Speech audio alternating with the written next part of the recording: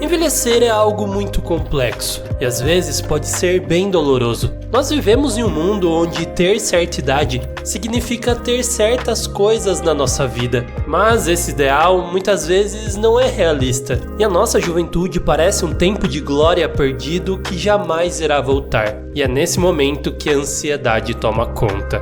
No episódio Guerra de Cartas com o pai e filha é exatamente assim que o Jake se sente. Porém a sua filha, Charlie, tem uma visão de mundo e um caminho completamente diferente. Ela busca pela sabedoria do seu eu mais velha. E essa dualidade, com mais outras inúmeras camadas que esse episódio traz, faz ele ser um dos episódios que eu mais amo e a Charlie ser uma das minhas personagens preferidas. E bom, meus queridos, com esse vídeo eu vou tentar iniciar um formato diferente aqui pro canal, trazendo análises de episódios ou arcos de personagens de uma forma muito mais pessoal e filosófica, focando menos na história em si e mais nas mensagens por trás dela e todo o sentimento subjetivo que ela possa trazer, inspirado, claro, em muitos outros canais que fazem isso hoje em dia. Então eu gostaria muito que vocês dessem um feedback do que vocês acham desse formato. Após assistir o vídeo, deixa aqui embaixo o que você achou, o que eu poderia mudar um pouco. E claro, se gostar, me ajude com o engajamento, com like e tudo que vocês já sabem. Então é isso, sem mais enrolação, bora pro vídeo. A Charlie é uma das filhas do Jake, que encontrou seu estilo de vida no misticismo, tanto que iniciamos o episódio com ela tirando cartas de tarô para o Bimo. E ela está bem feliz com isso, mas o Jake não está nada bem. Ele está irritado e levando eles aparentemente sem saber para um torneio de Card Wars. Afinal, por algum motivo, ele está incomodado com o seu passado, que está diretamente vinculado com esse jogo. E para entender isso, eu vou ler um diálogo que ele diz: "Olha, eu perdi a noção de quantos anos eu tenho. Talvez eu tenha quase 40, eu não sei, mas eu preciso arrumar a minha última década antes de embarcar na minha próxima década. Eu preciso vencer e ser digno." Aqui ele está se referindo ao torneio de Card Wars. Então ele segue falando de cada uma das suas décadas. Os 20 são para me arrepender, os 30 são para ser dignos, e aos 40 eu já vou ser mais velho do que eu queria. Então Jake tem a necessidade de superar algo do seu passado para conseguir seguir em frente, e esse algo é especificamente um jogo de Card Wars, o que faz bastante sentido, pois quando nós somos jovens, muitas vezes a gente se apega a algum jogo ou alguma coisa que a gente dedica muito tempo a isso, e muitas vezes a gente quer ser o melhor nisso, e se a gente não consegue, é uma frustração tremenda. Sabe aquele jogo que você começou para querer passar o tempo e ter bons momentos, mas acabou sendo a maior fonte de raiva da sua vida? E no caso do Jake, esse jogo é o Card Wars. E quando ele era jovem, com as emoções à flor da pele, ele queria ser o melhor em Card Wars. E aqui temos uma cena muito boa, que é dele explicando todas as regras e dinâmicas do jogo para Charlie, só que chega um momento que ela para de dar ouvidos a ele, e quando a gente vê o flashback dele disputando o torneio quando ele era jovem, ele acaba perdendo e isso é simplesmente o fim do mundo para ele. E esse é exatamente o evento que o Jake quer superar, afinal isso representava os seus 20 anos, e o único jeito que ele via de conseguir superar isso seria de conseguir ganhar o torneio dessa vez, e é por isso que ele estava levando a Charlie com ele, pois ele acreditava que ela poderia ser muito boa, e até mesmo ela sabia disso. Mas você podia ser tão boa!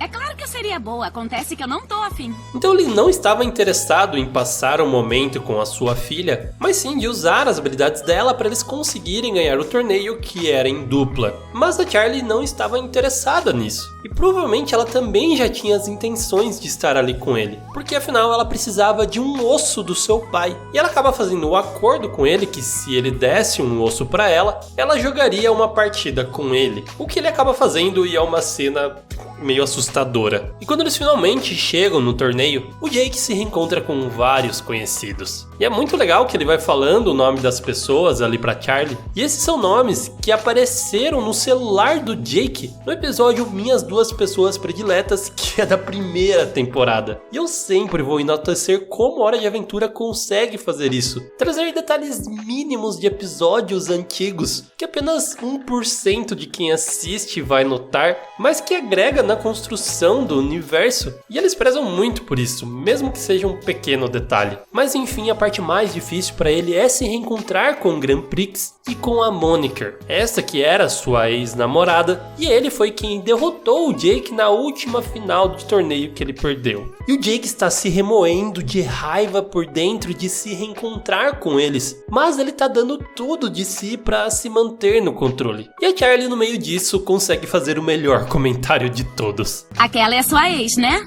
Quê? Nada. Você tem um padrão mesmo, papa. Enfim, o torneio se inicia. E é muito legal aqui que o nome que o Jake escolheu para sua equipe foi Equipe Digna, que faz correlação com o que ele disse lá atrás, que os seus 30 anos devem ser dignos. E esse é o objetivo dele ali. E por isso o nome da equipe. Enfim, a Charlie acaba fazendo uma excelente jogada que leva eles à vitória rapidamente. E o Jake fica muito feliz com isso, mas ela decide ir embora. Afinal, ela prometeu jogar um jogo com ele. E ele fica desesperado querendo dar todos os ossos do corpo dele, o que é uma cena perturbadora também, mas tudo que ela precisava era apenas de um mesmo. E assim ele continuaria o torneio fingindo que ela estava ali ainda. E aqui que vemos pela primeira e única vez o poder da Charlie, que é um dos mais legais. É uma mescla do poder da sua mãe, que consegue atravessar coisas, e o poder de seu pai de aumentar de tamanho. Ela não consegue se esticar e se modificar, mas sim realmente ficar gigantesca. E é assim que ela viaja para o outro lado do mundo, e uma pirâmide que ela acaba chamando de casa. E eu amo essa vibe cheia de múmias, o lugar todo místico. E lá a Charlie começa a fazer o ritual que ela queria, que precisava do pelo da sua mãe e um osso do seu pai, que combinado com as cartas de tarô começam a mostrar o futuro dela. E essas cenas são simplesmente arte. Ela começa vendo que os seus 20 anos são realmente meio confusos. Nos seus 30 ela estaria grávida, e ela diz: eu pareço perdida. Nos seus 40 ela diz que parece estar com medo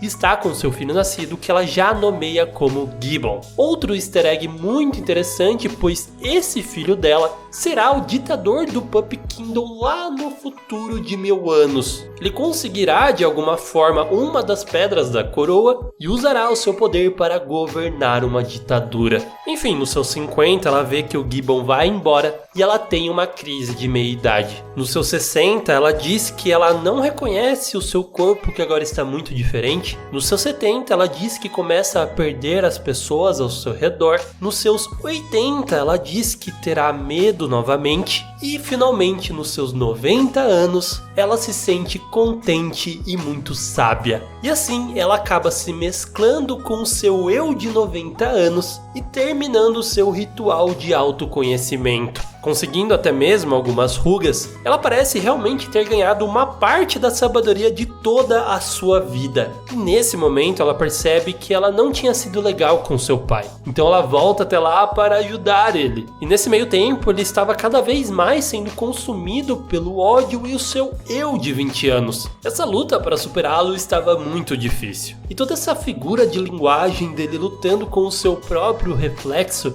E quando a Charlie chega, ele está até transformado fisicamente no seu eu de 20 anos. Com o seu novo poder, talvez isso ficou meio implícito, a Charlie meio que consegue exorcizar esse sentimento do seu pai, que agora voltam pro torneio e o Jake está como a gente sempre conheceu ele, se divertindo e aproveitando o momento. Ele jogaria a final contra o Grand Prix e a sua ex, e foi um jogo extremamente épico, com muitas jogadas, muitas explosões, e no final o Jake acaba perdendo a final mais uma vez. Só que dessa vez ele verdadeiramente leva isso numa boa. Então o que ele precisava não era vencer o torneio para ter algo que ele não teve quando ele é jovem, mas sim passar por isso novamente e se reconhecer como uma pessoa muito mais madura. E é assim que o episódio acaba literalmente com o Jake enterrando os seus 20 anos. E quando eu falo que Hora de Aventura consegue trazer muita profundidade em cenas muito simples e rápidas, é disso que eu tô falando. São 2 segundos da cena final que fecham o episódio de uma forma perfeita. Com poucos, mas muito bem feitos diálogos, a gente tem toda uma complexidade de um assunto que, se a gente parar pra pensar, nem faz sentido estar em um desenho animado para crianças. Afinal, ele faz muito sentido pra mim, porque eu estou chegando nos meus 30 anos. E realmente Realmente, essa fase da vida é muito complicada. Eu não me sinto mais jovem em vários sentidos. Minha cabeça é diferente, o meu corpo é diferente. Eu consigo sentir a disposição que eu tinha na minha juventude e perceber que eu não tenho mais ela. Só que ao mesmo tempo, eu não me sinto velho o suficiente. Eu não tenho todas as respostas, eu não sei para onde ir. Mas eu não quero viver toda a minha vida para conseguir descobrir isso. Eu preciso ter a sabedoria dos meus 90 anos para conseguir viver melhor o resto da minha juventude. E é nisso que entra perfeitamente a dualidade do Jake com a Charlie. Afinal, ele está todo confuso e furioso, revivendo as coisas do seu passado sem ao menos pensar no seu futuro. E ao contrário disso, a Charlie não pensa no seu passado, afinal ela é jovem demais. Ela está mais preocupada em saber o que o futuro lhe reserva. E no final, quando os dois se juntam e conseguem resolver os seus problemas, a gente percebe que o segredo está no equilíbrio disso. Não devemos pensar nem muito no passado como uma época maravilhosa e também não devemos ficar temendo um futuro que nem ao menos aconteceu. Devemos equilibrar essas coisas para conseguir viver o presente da melhor forma. E isso não quer dizer viver 100% feliz, isso não existe. Porque a gente vê que quando o Jake perde no Card Wars, ele fica assim muito bravo, ele não tá feliz com aquilo. Mas ele aprendeu a conviver com esse sentimento. E é sobre isso que esse episódio aborda. Ou ao menos é isso que eu interpretei dele aos olhos da minha experiência pessoal. E eu não sei exatamente o que isso quer dizer. Mas com certeza reassistir esse episódio foi algo muito valioso para mim.